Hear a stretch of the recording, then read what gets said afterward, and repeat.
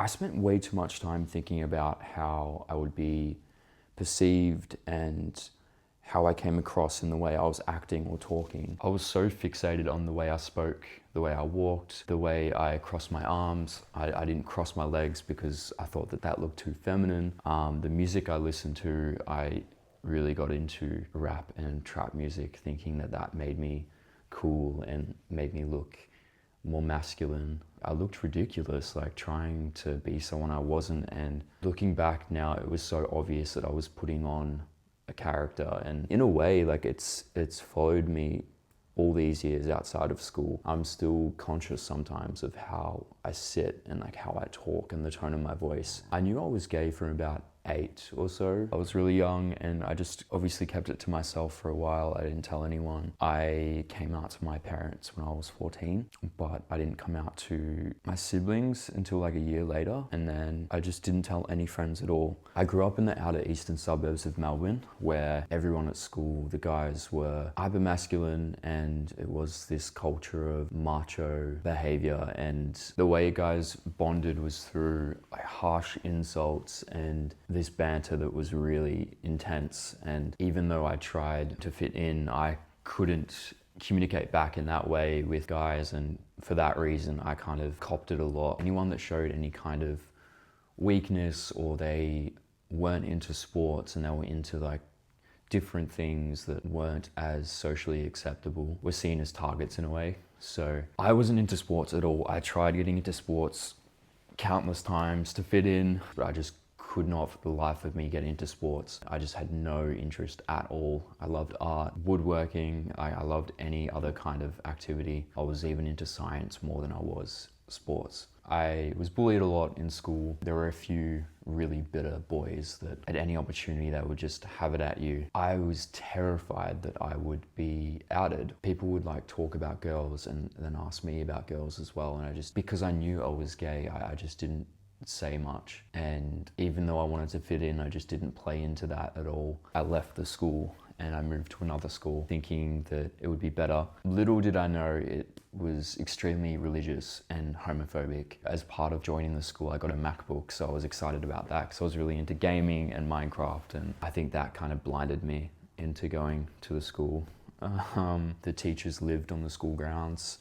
There were only 200 students in the whole school. We had classes on how to be a man, and the girls had a class on how to be a woman. Part of our class on how to be a man, we had to go to a local shopping center and we had to do all of these tasks, like open a door for a woman and pull out a chair for a woman. And then we had to get them to sign off that we had done that for them. It was just the weirdest school and the weirdest activities. Most of the teachers in the school made openly homophobic comments, not directed at me, but just in general, that love should be between a man and a woman, homosexuality is a sin, and that they are just against it. I'm not sure if they suspected that I could have been, so they said it around me, but yeah, it was wild. There was a contrast between school and home life though, because my parents were so supportive and my entire family was. It was interesting having like school and home being so different, because despite having really loving parents who were accepting and supportive of me being gay, still like having that life at school where the teachers and the students openly said homophobic things and were clearly not open-minded in any way. I let that get to me, and I suppressed my personality and who I was as a person because of that. Looking back now, I don't really understand why I still felt ashamed if I had such a loving and supportive family, because family is more important than any of that shit. And I'm not friends with anyone from school still, and I'm closer than ever to my family now. So I think that says a lot. I picked apart my personality and everything about me to be perceived in a certain way and not come across as gay.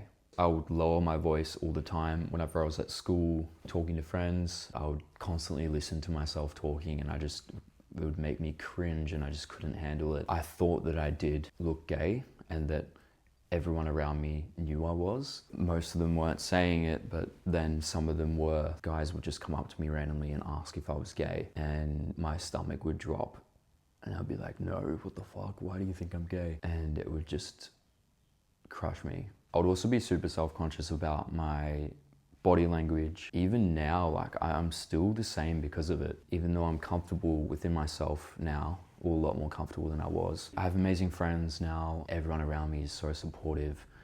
Most of my friends now are girls. When in school, I had no friends that were girls. Coming out of school, cutting off all my friends, and then meeting girls through work and parties and all of that. I didn't know how to act, and I didn't know how to be myself. I was openly gay with every friend I made outside of school. I just really struggled with being like affectionate in a platonic way with friends, and like how to act around them, because girls cuddle and like are really touchy with each other and everything. And because I never had that in my teenage years, I was just like, I don't know how to do this, and I just feel awkward and uncomfortable. Yeah, I think that stems from being so self-conscious about my body language. I would hyperfixate on when I was walking, like how my arms were moving, and then I feel like I would look weird because of that, because I was focusing on it. I would never cross my legs like this, because I just thought this looked gay and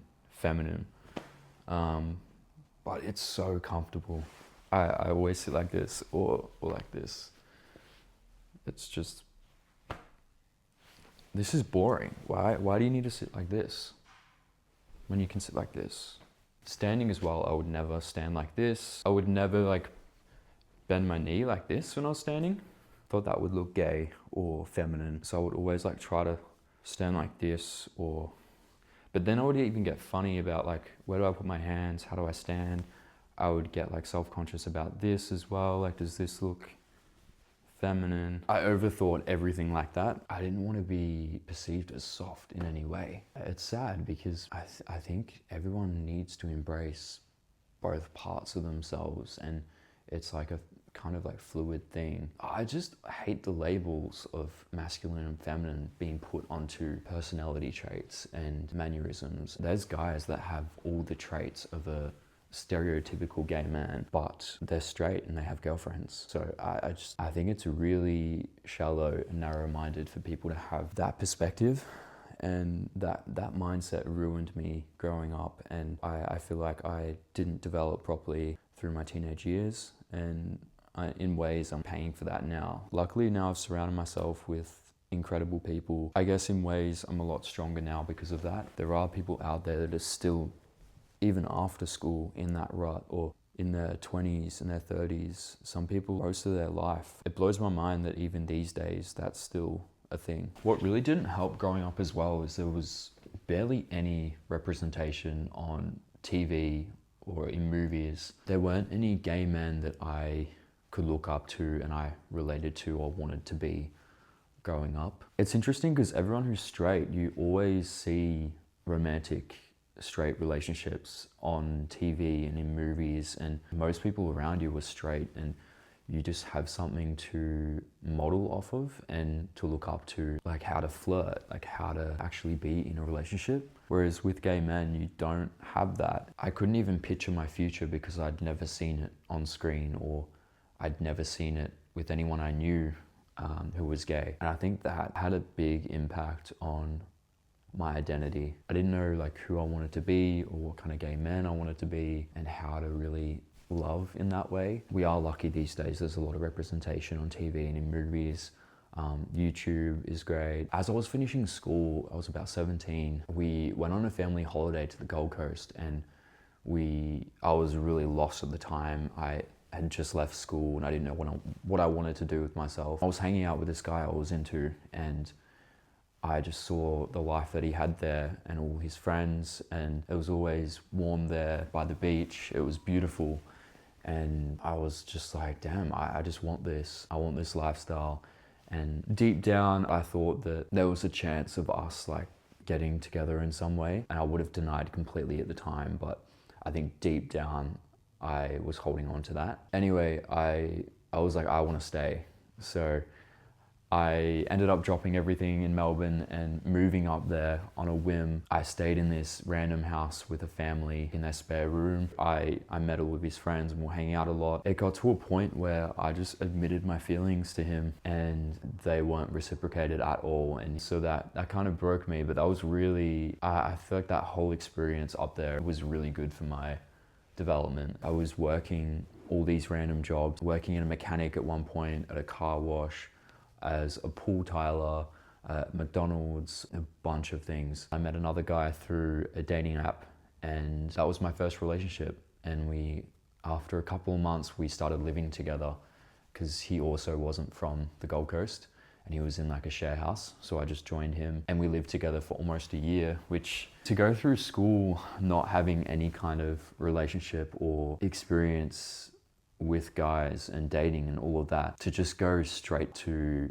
in a relationship and living with someone was really intense. In a way, looking back now, I was making up for lost time and it was just really intense and passionate. And in the midst of that, I learned so much about myself and what I was into, the kind of people I like. I feel like that was meant to happen. And then I realized that Melbourne is my home. And so I came back a much better person because of it. Unfortunately, with all of these identity issues, I became really selfish and I didn't put much energy into my relationships with my siblings through those school years and even like when I moved to the Gold Coast. The way I went about it all was really selfish and I just wasn't pleasant to be around. I took a lot of things out on my siblings, which I guess a lot of teenagers are like that, but I wish I was kinder to my family. Now moving forward, I just try making decisions that align with me in everything I do, and I try to catch myself if I have negative thoughts that aren't productive. I just think the way you talk about yourself and the way you think about yourself is everything. It has a huge impact on how you live and who you become. So talk to yourself better and talk about yourself better.